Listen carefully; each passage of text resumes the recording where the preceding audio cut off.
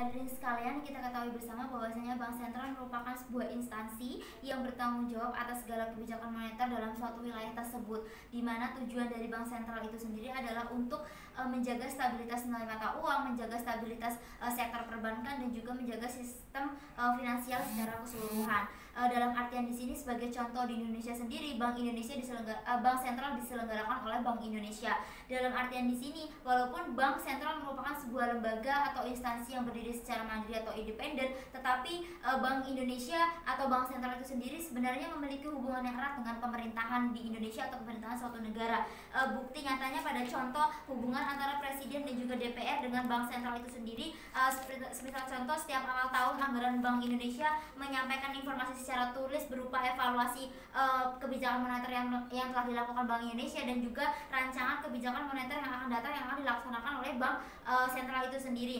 Dan di mana adanya hubungan timbal balik terhadap Bank Sentral itu sendiri, yaitu dengan adanya Bank Sentral maka Bank Sentral berfungsi untuk memberikan pendapat atau pertimbangan terkait penyusunan anggaran belanja negara atau APBN itu sendiri tanpa diperbolehkan membeli sendiri surat-surat utang. Dalam artian di sini dalam hal hubungan keuangan dengan pemerintah, Bank Indonesia membantu pemerintah dalam membantu menerbitkan dan menempatkan surat-surat hutang negara yang membiayai APBN itu sendiri. Dalam artian di sini status quo yang ada saat ini adalah bahwasanya di dalam keuangan atau pemerintahan Indonesia, Bank Indonesia belum terlalu ikut andil dalam masalah soal keuangan atau masalah pembiayaan negara. Dalam artian di sini bahwasanya Bank Indonesia hanya berfungsi untuk memberikan pendapat atau pertimbangan terkait penyusunan anggaran tersebut tanpa melakukan pembatasan atau memberikan pembatasan terhadap anggaran dari pemerintahan itu sendiri. Maka yang kami rasa di sini bahwasanya dengan adanya penetapan batasan pengelolaan pemerintah sangat diperlukan di sini.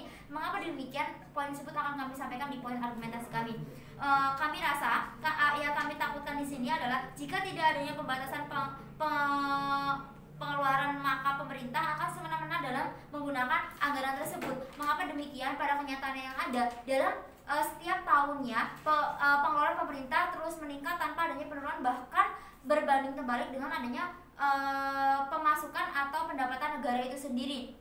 Dan kami rasa itu merupakan urgensi yang harus diatasi secara cepat untuk guna pertumbuhan ekonomi yang lebih baik lagi. Dan yang pembatasan pengeluaran pemerintah yang kami masukkan di sini adalah pembatasan dengan memberikan pertimbangan yang matang terhadap anggaran atau susunan anggaran yang telah diciptakan oleh atau disusun oleh pemerintah itu sendiri, dengan cara memperhatikan proposal kegiatan atau proposal anggaran yang telah pemerintah rancang dengan laporan hasil akhir kegiatan atau suatu pembangunan atau apapun itu yang nantinya akan dilaporkan di akhir setelah mereka melakukan hal tersebut, sehingga nantinya ketika dikontrol apakah susunan anggaran dan juga dengan apa yang mereka gunakan, anggaran yang mereka gunakan apakah sama atau melebihi batas yang diberikan oleh Bank Sentral itu sendiri. Dan pengawasan itu tidak menutup kemungkinan bahwasanya jika tim oposisi mengatakan, loh nantinya gimana kalau misalkan di suatu periode itu, dalam suatu periode itu akan ada kejadian yang tidak terduga dan sehingga itu tidak masuk dalam susunan anggaran.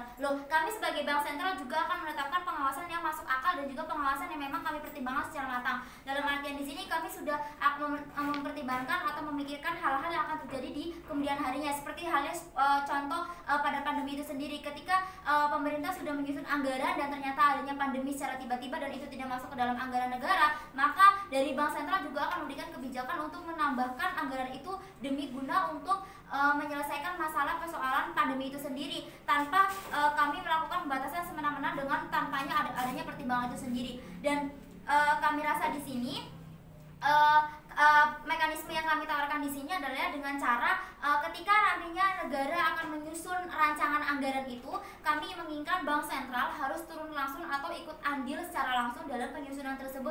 Dan nantinya ketika Bank Sentral sudah menyusun bersama anggaran negara, nantinya ketika negara akan melaksanakan semua kegiatan yang telah mereka rancang di anggaran tersebut, maka Bank Sentral akan turun langsung untuk memonitoring atau melakukan pengawasan secara ketat kepada penggunaan anggaran atau penggunaan pengelolaan pemerintah sendiri, yang nantinya ini akan berdampak positif dan juga kepada pemerintahan itu sendiri dan juga kepada bank sentral itu sendiri yang akan kami sampaikan di poin argumentasi kami. Maka di sini kami akan menyampaikan poin argumentasi kami yang pertama, yaitu dengan tidak adanya pembatasan terkait pengeluaran pemerintahan, maka kami rasa di sini pemerintah akan semena-mena atau sewenang-wenang dalam menggunakan anggaran yang diberikan kepada pemerintah itu sendiri. Mengapa demikian? Ketika sebagai contoh, ketika seseorang melakukan sesuatu hal tanpa adanya larangan atau peraturan tertulis atau mungkin batasan-batasan, maka seseorang akan bebas dalam melakukan hal-hal yang mereka inginkan tanpa takut adanya sanksi atau tanpa takut adanya peneguran terkait pelanggaran itu sendiri. Maka kami rasa di sini dengan adanya pembatasan itu sangat penting untuk adanya ketertiban atau kelancaran dalam penggunaan anggaran itu sendiri. Dan kami rasa dengan adanya pembatasan itu dengan tidak adanya pembatasan itu justru akan membuat adanya pertumbuhan ekonomi yang tidak merata, dan ini akan berdampak kepada kesejahteraan masyarakat yang juga tidak merata. Sebagai contoh, ketika pada saat sebelum pandemi pemerintah menggunakan anggaran secara besar-besaran untuk infrastruktur, tetapi ketika pandemi datang secara tiba-tiba, pemerintah langsung mengalokasikan dana tersebut kepada pandemi itu sendiri. Tetapi ketika pandemi sudah mulai turun dan padahal belum secara sepenuhnya hilang, pemerintah langsung mengalokasikan dana tersebut langsung ke infrastruktur lagi, dan itu berarti bertanda pemerintah tidak memiliki skala prioritas untuk mementingkan hal-hal mana yang lebih penting untuk mereka tangani atau mereka biaya tersendiri. Maka kami rasa dengan adanya pembatasan ini justru akan mempermudah pemerintah untuk menentukan skala prioritas mereka, di mana anggaran yang harus mereka gunakan secara lebih besar-besaran untuk mengatasi permasalahan perekonomian yang mereka hadapi.